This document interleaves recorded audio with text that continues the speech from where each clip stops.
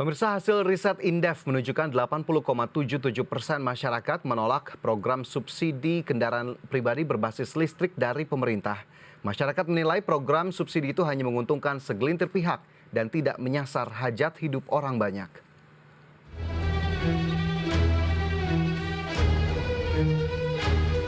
Hasil riset Indef menunjukkan sebanyak 80,77% masyarakat di internet menolak program subsidi mobil listrik dari pemerintah. Riset dilakukan melalui pendekatan Big Data yang diambil pada media sosial Twitter, periode 8-12 Mei 2023. Selama periode itu, Indef menjaring 18.921 pembicaraan mengenai subsidi kendaraan listrik dari 15.139 akun Twitter. Kita menemukan bahwa 80% masyarakat di internet itu tak sepakat dengan subsidi kendaraan listrik, atau mereka mengkritik kebijakan tersebut. Kenapa? Karena salah satunya itu, mereka menilai pembeli mobil listrik ini, mobil EV ini itu bukan mereka yang butuh subsidi. Ini mungkin didasarkan pada asumsi bahwa secara harga mobil EV itu kan juga relatif mahal. Maka hampir bisa dipastikan bahwa kalangan menengah ke bawah tidak akan membeli mobil ini. Dari 80% masyarakat yang menolak, 32% diantaranya menilai program subsidi ini hanya menguntungkan segelintir pihak, di mana dalam hal ini pembeli mobil listrik dianggap tidak membutuhkan subsidi untuk pembelian mobil listrik baru. Kemudian sebanyak 14,3% menilai subsidi seharusnya menyasar hajat hidup orang banyak. Selanjutnya sebanyak 12,3% menganggap subsidi hanya menguntungkan pejabat dan pengusaha. Lalu sebanyak 2,2% warga menilai tanpa subsidi pun pembeli mobil listrik sudah banyak yang mengantri. Seperti diketahui sebelumnya, program subsidi ini sempat mendapat sorotan khusus dari bakal calon presiden Anies Baswedan. Menurut Anies, subsidi kendaraan listrik bukan solusi untuk mengatasi masalah lingkungan. Ia mengatakan pemerintah seharusnya lebih dulu membenahi sektor transportasi umum. Anies mengklaim jejak karbon seseorang saat menggunakan kendaraan pribadi listrik lebih tinggi ketimbang angkutan umum mesin konvensional. Tim Liputan, IDX Channel.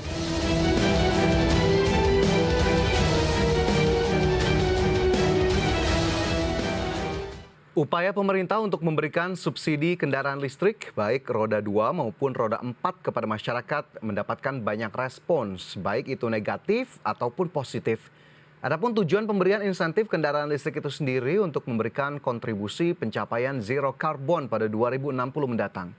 Pasalnya, salah satu penyumbang terbesar karbon adalah asap kendaraan bermotor yang menggunakan energi fosil.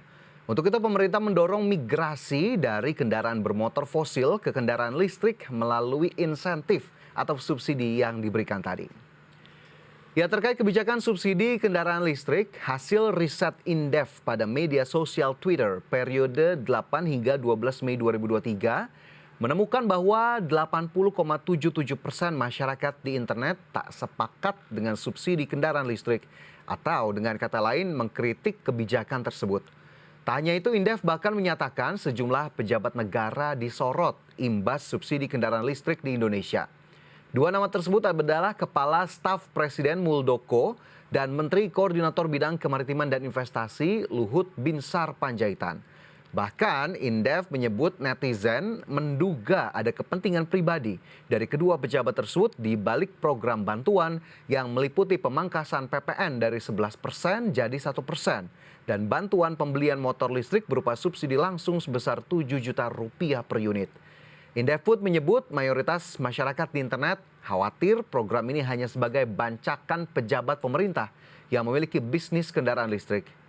Adapun sebelumnya pemirsa, program subsidi kendaraan listrik sempat mendapat sorotan khusus dari ex-Gubernur Jakarta Anies Baswedan. Menurut Anies, subsidi kendaraan listrik bukanlah solusi untuk mengatasi masalah lingkungan. Ia mengatakan pemerintah seharusnya lebih dulu membenahi sektor transportasi umum.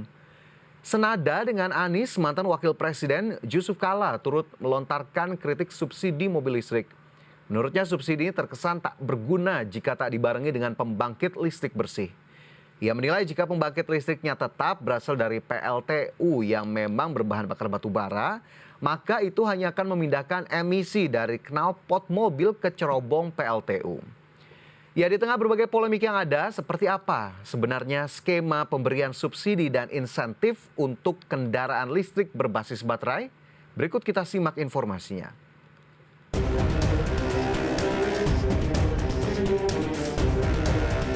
Ketentuan terkait mobil listrik mulai berlaku sejak 1 April 2023. Hal tersebut sebagaimana tercantum dalam Peraturan Menteri Keuangan Nomor 38 Tahun 2023. Lewat ketentuan tersebut, pembelian mobil listrik akan mendapatkan insentif berupa potongan pajak pertambahan nilai atau PPN. Besaran PPN mobil listrik dipotong hingga hanya menjadi 1% dari tarif PPN normal sebesar 11%. Diskon PPN mobil listrik diberikan kepada kendaraan yang memiliki tingkat komponen dalam negeri atau TKDN lebih dari 40%. Selain PPN mobil listrik, pemerintah juga memberikan insentif PPN kepada bus. Insentif yang diberikan berupa potongan PPN menjadi 6% bagi bus dengan tingkat TKDN 20% hingga 40%. Adapun terkait mobil listrik, sejauh ini baru terdapat 2 jenis tipe mobil listrik yang memenuhi syarat dan dapat menerima insentif PPN. Kedua tipe mobil itu ialah Hyundai Ioniq 5 dan Wuling REV. Tak hanya untuk mobil, pemerintah juga akan memberikan bantuan atau subsidi sebesar Rp7 juta per unit untuk pembelian 200.000 unit sepeda motor listrik baru dan Rp7 juta per unit untuk konversi 50.000 unit sepeda motor konvensional berbahan bakar minyak menjadi kendaraan listrik. Pemerintah pun telah menyediakan anggaran sebanyak Rp7 triliun untuk pemberian insentif motor listrik periode 2003-2024. Adapun penerima bantuan motor listrik diutamakan untuk UMKM dan penerima KUR, penerima bantuan produktif usaha mikro, subsidi upah, dan subsidi listrik. Tim Liputan IDX Channel.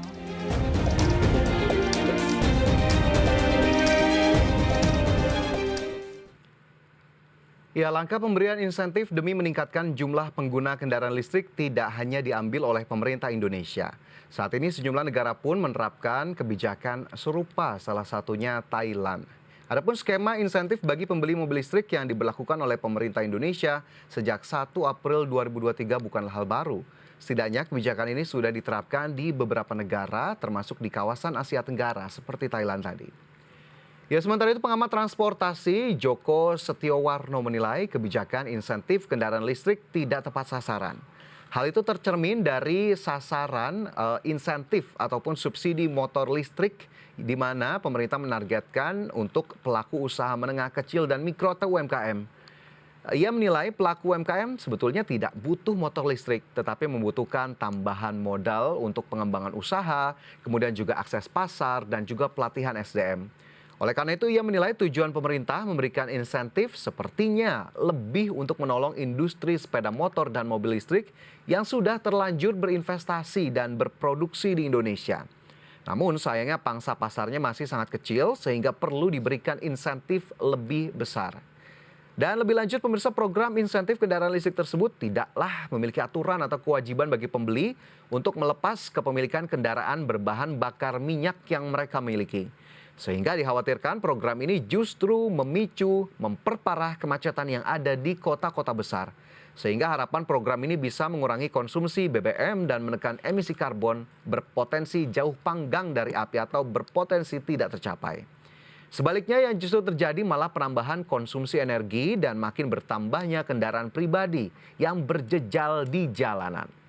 Sedangkan pihak yang akan diuntungkan menurut Joko selaku pengamat transportasi ialah program ini hanya kalangan produsen kendaraan listrik. Karena kita tahu subsidi untuk motor listrik saja itu tidak diberikan kepada konsumen tapi memang melalui produsen.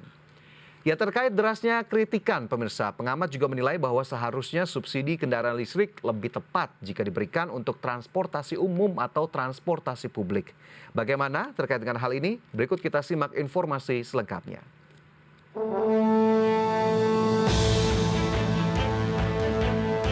Pengamat transportasi dari The Institute for Transportation and Development Policy Indonesia, Etsa Amanda, menilai subsidi kendaraan listrik lebih tepat diberikan kepada transportasi publik dibandingkan kendaraan pribadi. Menurutnya ada sejumlah alasan mengapa subsidi lebih baik dimulai dari transportasi publik. Pertama, transportasi publik memiliki jarak tempuh harian yang jauh lebih panjang dibandingkan kendaraan pribadi. Alasan kedua terkait dampak pada ekonomi. Banyaknya jumlah bus dalam suatu armada transportasi publik yang dikelola satu institusi tertentu bisa mendorong penyaluran subsidi yang lebih fokus dibandingkan subsidi kendaraan listrik.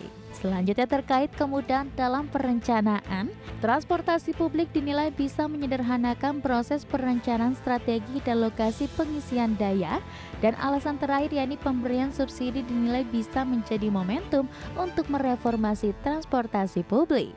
Sebagai informasi, kebijakan subsidi kendaraan listrik yang ditetapkan pemerintah dengan tujuan untuk mengurangi ketergantungan impor energi serta mengurangi emisi karbon ternyata menuai kritik dari berbagai pihak. Salah satunya terkait subsidi pengurangan PPN untuk mobil listrik sebesar 10% hingga hanya 1% dinilai terlalu besar. Apalagi segmen mobil listrik hanya segelintir masyarakat, itu pun kalangan menengah atas tak heran banyak suara memprotes kebijakan subsidi ini. Tim Liputan IDX Channel.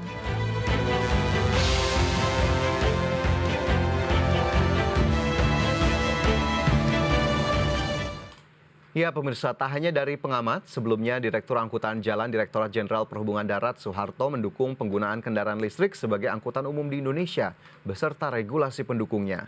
Menurutnya subsidi untuk kendaraan umum bertenaga listrik yang pemerintah kucurkan saat ini menentukan masa depan armada angkutan umum dalam negeri. Ya lebih lanjut, Wakil Ketua DPR RI Rahmat Gobel meminta pemerintah mendengarkan suara alias kritik dari anggota Dewan tentang subsidi mobil listrik. Di mana pada rapat paripurna DPR yang berlangsung pada pekan lalu, 9 fraksi di DPR menyampaikan pandangan umum menanggapi keterangan pemerintah tentang kerangka ekonomi makro dan pokok-pokok kebijakan fiskal RAPBN tahun anggaran 2024. Dari 9 fraksi itu, 5 diantaranya menyoroti rencana pemerintah memberikan subsidi untuk mobil listrik. Apalagi 5 fraksi tersebut menilai lebih baik subsidi tersebut diberikan kepada pihak-pihak yang lebih prioritas dan juga mendesak untuk mendapatkan bantuan. Misalnya untuk petani, nelayan, peternak, dan juga UMKM. Serta dengan keterbatasan anggaran, banyak proyek strategis yang lebih membutuhkan perhatian seperti pembangunan daerah perbatasan, IKN, dan berbagai program lainnya. Tak hanya itu, DPR juga menilai Indonesia terutama pemerintah masih memiliki pekerjaan rumah yang besar, tak sekedar mengurusi kendaraan listrik, yakni untuk bisa lepas dari middle income trap atau jebakan negara berpendapatan menengah. Dan kita harapkan memang dari sisi kebijakan akan ada perbaikan begitu sehingga akhirnya kritikan tidak terus-menerus datang. Namun jika memang kebijakan ini dirasa kurang tepat, ada baiknya mungkin kita harapkan kebijakan ini bisa diperbaiki atau direvisi agar kemudian manfaatnya tetap bisa berdampak bagi negara dan juga masyarakat.